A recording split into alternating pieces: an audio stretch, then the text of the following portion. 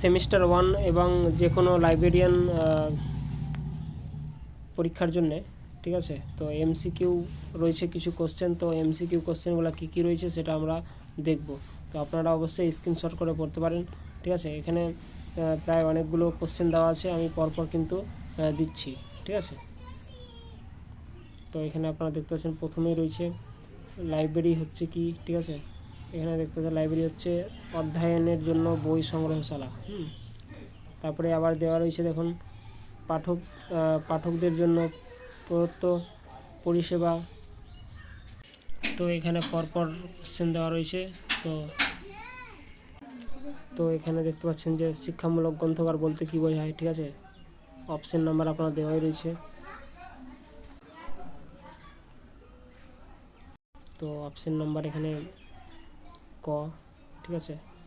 তো আপনারা এইভাবে প্রত্যেকটা রয়েছে একটি শিক্ষামূলক গ্রন্থাগারের উদাহরণ দেখতে পাচ্ছেন এখানে স্কুল লাইব্রেরি।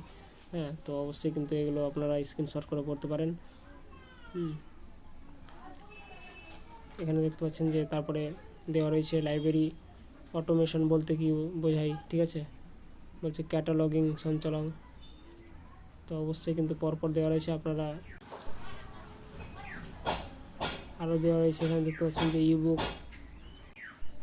তো এখানে দেখতে পাচ্ছেন যে পুরোটা দেওয়া রয়েছে ইবুকের প্রতিষ্ঠাতাকে এখানে অবশ্যই কিন্তু দেখে রাখতে পারেন, কোশ্চেনটা খুব ইম্পর্টেন্ট। হ্যাঁ, মাইকেল স্ট্যানহার্ট। ভারতের ডিজিটাল লাইব্রেরি হচ্ছে কি এনডিএলআই। এগুলো কিন্তু অবশ্যই কিন্তু আপনারা পড়ে রাখতে পারেন।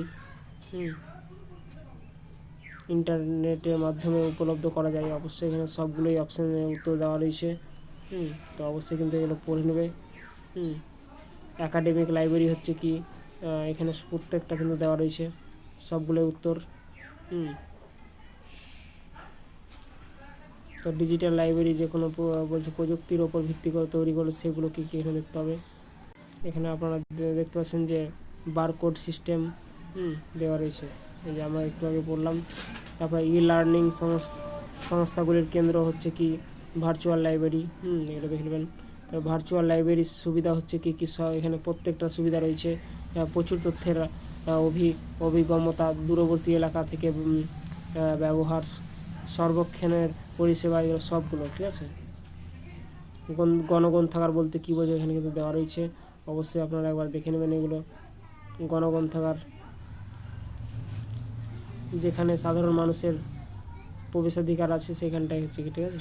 তারপরে একটি একাডেমিক লাইব্রেরি কাজ কি দেখতে পাচ্ছেন দেওয়া রয়েছে অপশন নাম্বার ক।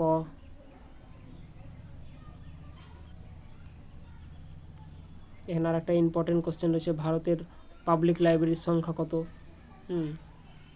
এখানে দেখতে পাচ্ছেন দেওয়া রয়েছে 11,547। এখানে ভারতের গ্রন্থাগার প্রথম কোথায় স্থাপিত হয়, কলকাতা, ঠিক আছে। এই কোশ্চেনগুলো কিন্তু আপনারা অবশ্যই নোট করে নিতে পারেন, খুব ইম্পর্টেন্ট কোশ্চেন সেমিস্টার 1-এর। হ্যাঁ, কল্যাণী বিশ্ববিদ্যালয়ে যে সাবজেক্টটা রয়েছে, এমসিকিউ কোশ্চেন অনেক সময় এসে থাকে। ভারতের জাতীয় গ্রন্থাগার প্রতিষ্ঠা কত সালে হয়, 1953। ভারতের জাতীয় গ্রন্থাগারের প্রথম কী নামে পরিচিত, হ্যাঁ, ইম্পেরিয়াল লাইব্রেরি। তারপরে এখানে দেখতে পাচ্ছেন যে কত সালে প্রতিষ্ঠিত হয়, এই প্রতিষ্ঠিতগুলো কিন্তু দেওয়া রয়েছে 1903। হ্যাঁ, তারপরে ইম্পেরিয়াল লাইব্রেরি প্রতিষ্ঠাতা কে ছিলেন, লর্ড কার্জন। ইম্পেরিয়াল লাইব্রেরির প্রথম গ্রন্থাগার ছিল জন ম্যাকফার্লেন। আর একটা কোশ্চেন দেওয়া রয়েছে, ভারতের জাতীয় গ্রন্থাগারের প্রথম গ্রন্থাগারিক নাম, অবশ্যই কিন্তু বিএস কেশভন।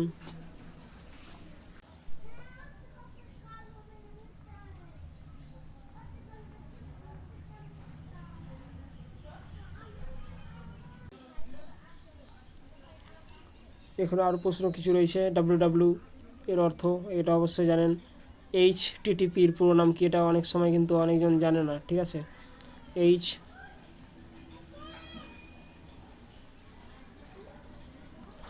HTTP যেটা হচ্ছে কি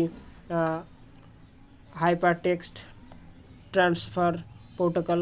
হ্যাঁ, তারপরে URL এর পুরো নাম অনেক সময় পাওয়া মুশকিল, কিন্তু এখানে দেওয়া রয়েছে, অবশ্যই কিন্তু নোট করে রাখবেন বা মুখস্থ করে নেবেন। ইউনিফর্ম রিসোর্স লোকেটর, তারপরে SMTP, হ্যাঁ, এগুলো দেখে নেবেন। SMTPর পুরো নামটা সিম্পল মেল, এখানে দেওয়া রয়েছে দেখতে পাচ্ছেন, simple mail transfer protocol server. তারপরে HTML, এগুলো কিন্তু খুব ইম্পর্টেন্ট, যেটি কোশ্চেন বললাম সেটি খুব important. Hyper text markup language, এগুলো খুব ইম্পর্টেন্ট কোশ্চেন। তারপর ডিএনএসটা দেখে রাখতে পারেন আপনার, খুব ইম্পর্টেন্ট এগুলো। ডিএনএস ডোমেইন নেম সিস্টেম, তারপরে ওয়ার্ল্ড ওয়েব কনস্টিটিউয়েন্ট বলতে কী বোঝো, W3C, খুব ইম্পর্টেন্ট এগুলো, কিন্তু অনেক সময় SSCতে আসতে পারে, আবার সেমিস্টার 1-এ আসতে পারে, খুব ইম্পর্টেন্ট কোশ্চেন এগুলো। তারপর লাইব্রেরিয়ানের যদি কোনো সমস্যা হয় অবশ্যই কমেন্ট করবেন, আমি আরও কোশ্চেন দেওয়ার চেষ্টা করব। হ্যাঁ, বলছে কোনো বই বা বিষয়বস্তু ডিজিটাল কপিকে কী বলা হয়, ইবুক বলা হয়, আপনার দেওয়া রয়েছে। তারপরে অনলাইন প্রকাশিত সাময়িক জার্নাল, হ্যাঁ, এগুলো কিন্তু দেখে রাখবেন আপনারা প্রত্যেকটা। এখানে আরও কিছু কোশ্চেন রয়েছে, এই যে দেখতে পাচ্ছেন, journal format, PDF, HTML, SGML, হ্যাঁ, তারপরে জার্নালের উদাহরণ, এগুলো সবগুলো কিন্তু উদাহরণ রয়েছে, উদাহরণগুলো কিন্তু মুখস্থ করে রাখবেন। তো চলুন, তো এখানে দেখতে পাচ্ছেন বেশ কিছু কোশ্চেন রয়েছে, তার মধ্যে ইম্পর্টেন্ট এগুলো কিন্তু আপনারা মুখস্থ করে রাখতে পারেন। এই যে দেখতে পাচ্ছেন, মুখস্থ করে রাখবেন আপনারা, স্ক্রিনশট রাখতে পারেন। গবেষণার জন্য কী ডাটাবেস ব্যবহৃত হয়, হ্যাঁ, অবশ্যই কিন্তু এখানে অপশান দেওয়া রয়েছে ক আর খ, কটাও এবং খটাও কিন্তু করা যাবে। NDLI পুরো কী রয়েছে, national digital library of India, এগুলো দেখে রাখবেন আপনারা অবশ্যই কিন্তু। এখানে আরেকটা দিয়ে রয়েছে NDLI ভাষা কোন ভাষা সমর্থন করে, এখানে দেখতে পাচ্ছেন ভাষাটা দেওয়া রয়েছে, ইংরেজি ও ভারতীয় 10টি ভাষা রয়েছে, ঠিক আছে। নেক্সট পেজে, তো এখানে দেখতে পাচ্ছেন NDLI প্রতিষ্ঠাতা ভারতীয়, এখানে দেখতে পাচ্ছেন ভারতের শিক্ষা মন্ত্রক। তথ্য পুনরুদ্ধার ব্যবস্থা করেছেন কে, ক আর খ, এখানে দেখতে পাচ্ছেন ক এ রয়েছে ইন্ডেক্সিং সিস্টেম আর ক্যাটালগিং সিস্টেম। উন্মুক্ত শিক্ষা সংস্থান শুরু হয়েছিল কত সালে, খুবই ইম্পর্টেন্ট কোশ্চেন, 2002, এখানে দেখতে পাচ্ছেন 2002 দেওয়া রয়েছে। তারপরে AL এর পুরো নাম কি, এখানে দেখতে পাচ্ছেন AL এর পুরো নাম, তো অবশ্যই আপনারা নোট করে রাখবেন। থ্যাংক ইউ, ভালো থাকবেন। নেক্সট ভিডিও দেখার জন্য অবশ্যই কিন্তু আমার চ্যানেলটিকে সাবস্ক্রাইব করে দেবেন এবং শেয়ার করে দেবেন, এটি অনেক কাজে লাগবে। সেমিস্টার 1 এবং SSC যে কোনো কিন্তু জব সংক্রান্ত লাইব্রেরিয়ান সায়েন্সে কিন্তু এটা কাজে লাগতে পারে, অবশ্যই আপনারা MCগুলো নোট করে নেবেন। থ্যাংক ইউ, ভালো থাকবেন, সুস্থ থাকবেন।